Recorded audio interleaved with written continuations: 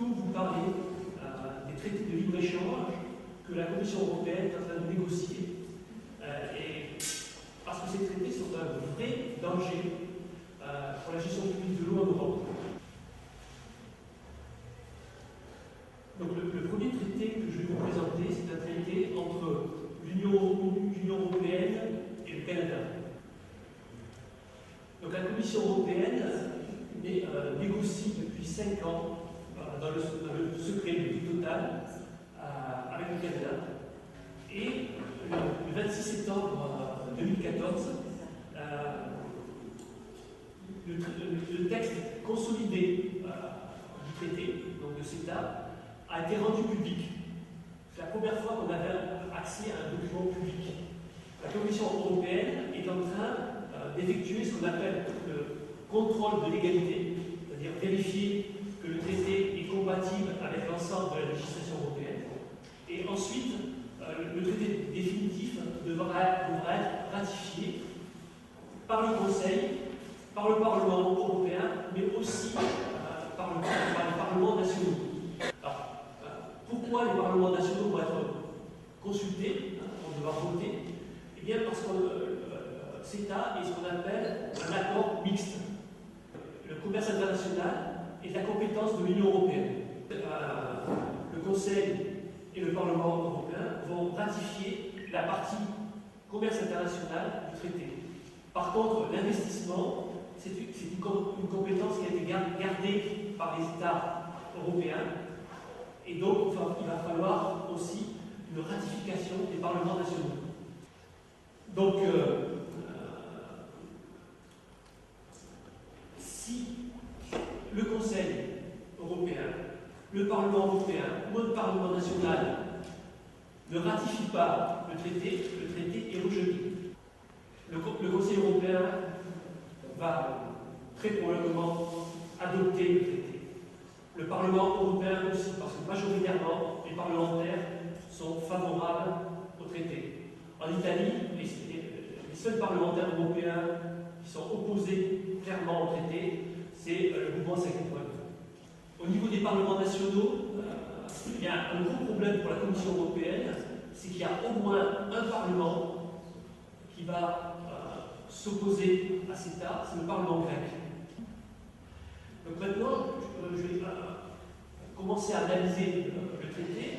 Donc les activités économiques sont classées à partir de 2 classifications de l'ONU. Donc on a une classification pour l'industrie et une classification pour les produits et les services. Pour la gestion de l'eau, voilà les différents produits et services qui vont être traités dans CETA. Donc on trouve Collection, Purification and Distribution of Water, donc c'est production et distribution d'eau potable. L'assainissement est considéré comme un service environnemental. Donc on trouve d'autres choses. On trouve le business de l'eau en bouteille et également tout ce qui est infrastructure, transfert d'eau, barrage, ou l'irrigation agricole, etc.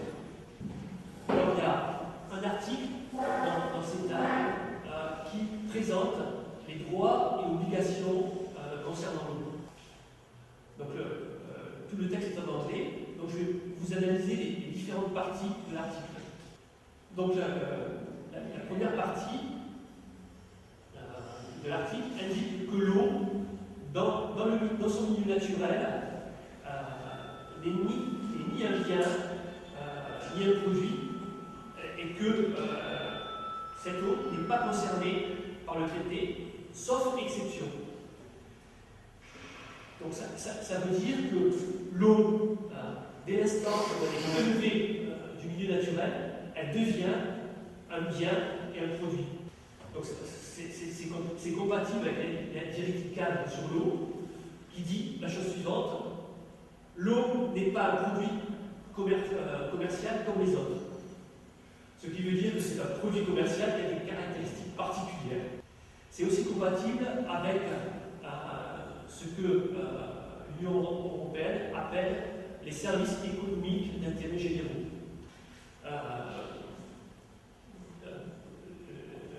Le service de production et de distribution d'eau potable est un service économique d'intérêt général. Ça veut dire que l'eau est un produit que l'usager doit acheter.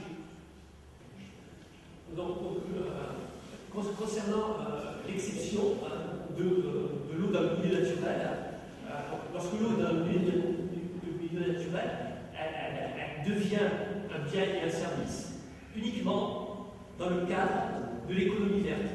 Donc, par exemple, supposons que vous voulez traiter l'eau qui a été polluée dans un aquifère ou une rivière. Là, l'eau devient un bien et un produit. On va passer par un service commercial. Par exemple, l'eau qui va être utilisée pour produire de l'électricité avec des barrages, l'eau est dans le milieu naturel, mais ça devient un bien et un produit parce qu'on a un service de production d'électricité. La deuxième partie dit la chose suivante. Les États européens et le Canada ont le droit de protéger et de préserver leurs ressources naturelles d'eau. Et rien n'oblige les États à permettre un usage commercial de l'eau. Comment il faut interpréter cela? Il faut interpréter cela en disant qu'il n'y a rien dans le traité qui empêche les États d'autoriser un usage commercial de l'eau, des restants des prélevés du milieu naturel. Donc c'est compatible avec le principe de subsidiarité au sein de l'Union européenne. En particulier, les droits de prélèvement de l'eau sont accordés par les États. Et ensuite, la législation nationale permet une gestion publique privée de l'eau. L'Union européenne dit qu'on est neutre. L'État veut une gestion publique, ok. L'État veut une gestion privée, ok. La troisième partie dit que lorsque un État permet l'usage commercial d'une source spécifique d'eau, l'État doit le faire d'une manière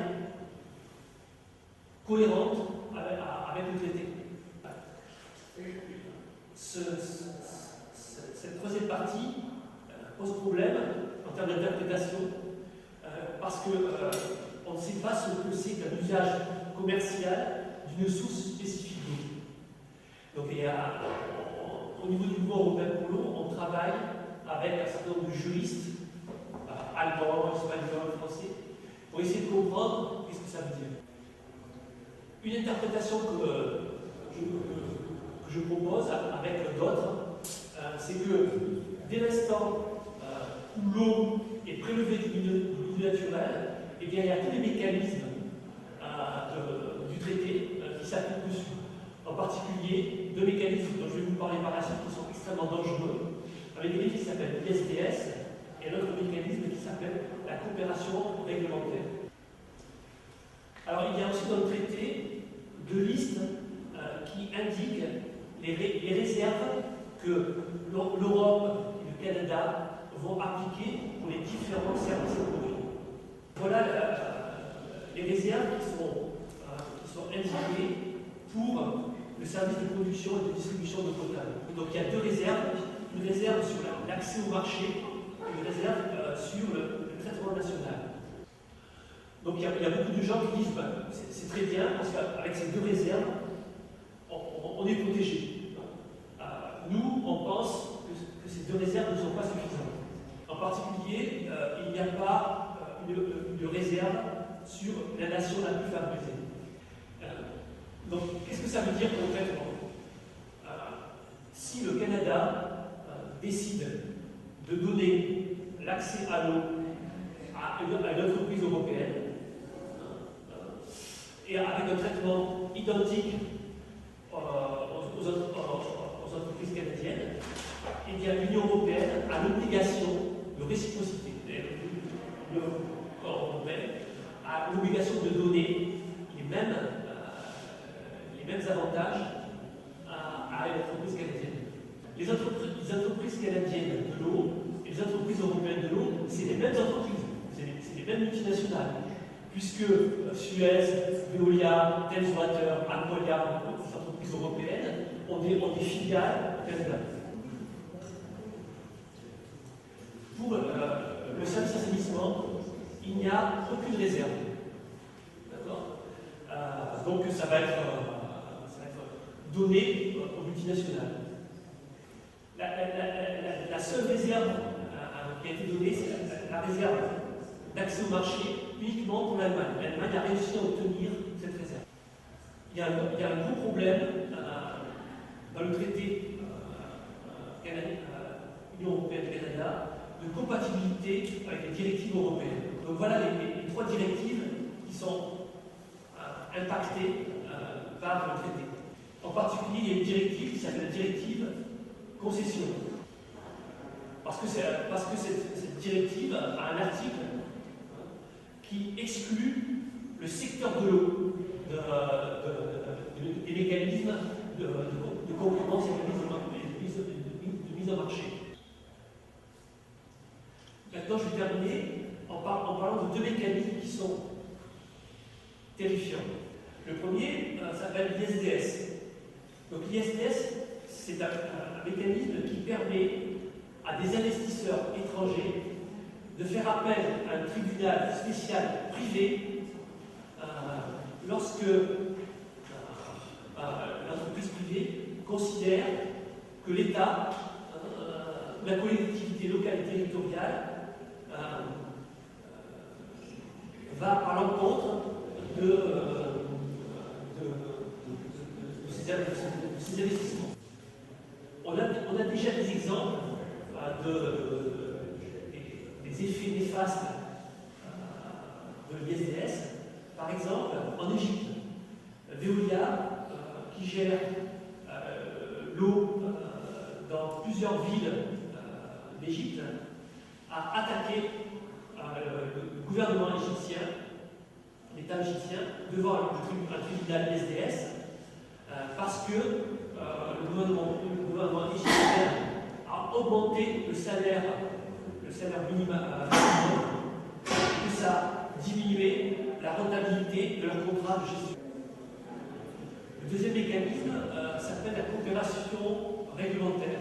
Donc la coopération réglementaire permet aux entreprises privées d'être systématiquement consultées pour toutes les procédures légales de l'Union européenne ou des États qui concernent le commerce et l'investissement. Donc, par exemple, une entreprise privée du secteur de l'eau peut interdire à un État de légiférer